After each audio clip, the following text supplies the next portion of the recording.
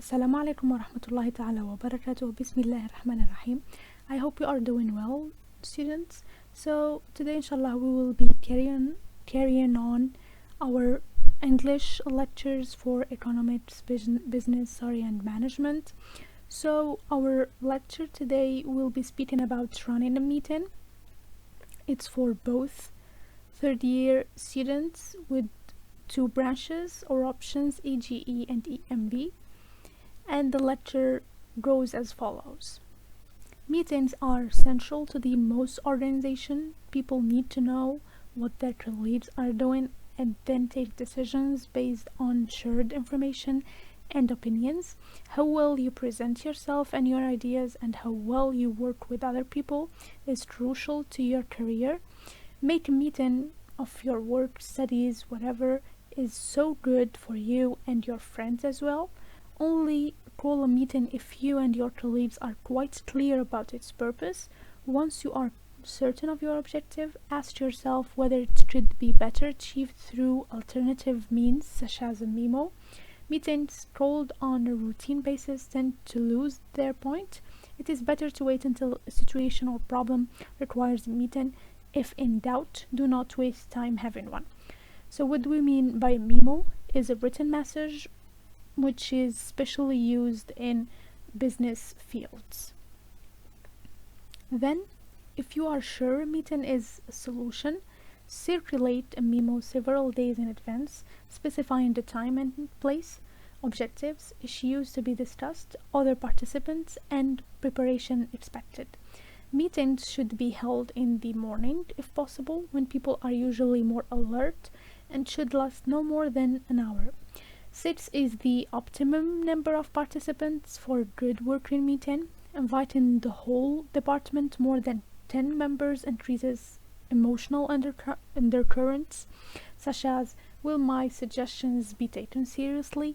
Larger meetings can be productive as brainstorming sessions for ideas, provided participants can speak freely without feeling they will be judged.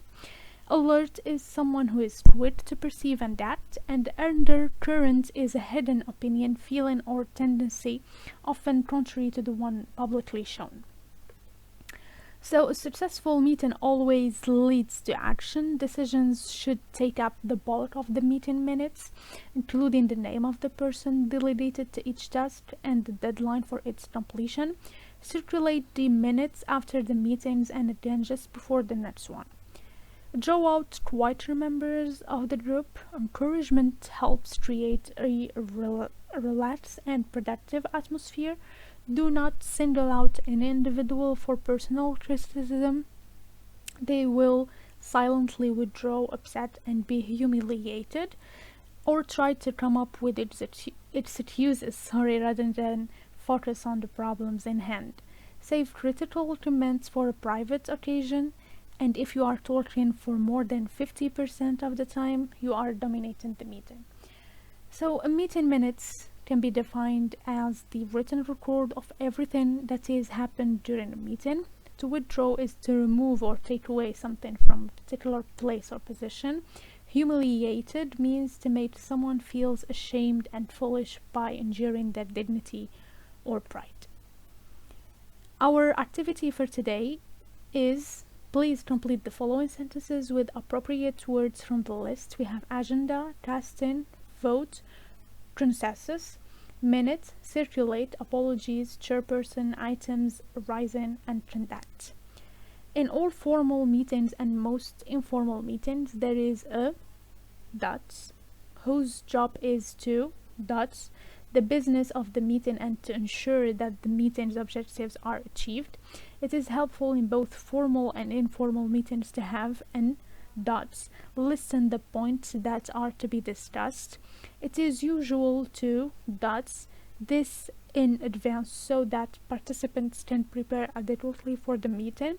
If there are too many dots on the agenda, the meeting will inevitably be overlong and so less effective. After formal meetings, the secretary writes up the dots, an official record of the discussion that has taken place. If you cannot attend the meeting, it is customary to send your dots to the chairperson, who reads out the names of any absentees at the beginning of the meeting. After naming absentees, the chairperson may ask if there are any matters dots out of the minutes of the last meeting. When decisions must be taken, the chairperson hopes there will be dots on what should be done.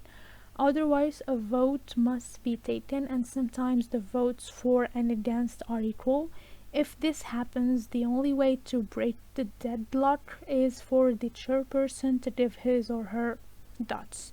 So what do we mean by a deadlock? Is a situation in which, or typically one involving opposing parties, in which no progress can be made.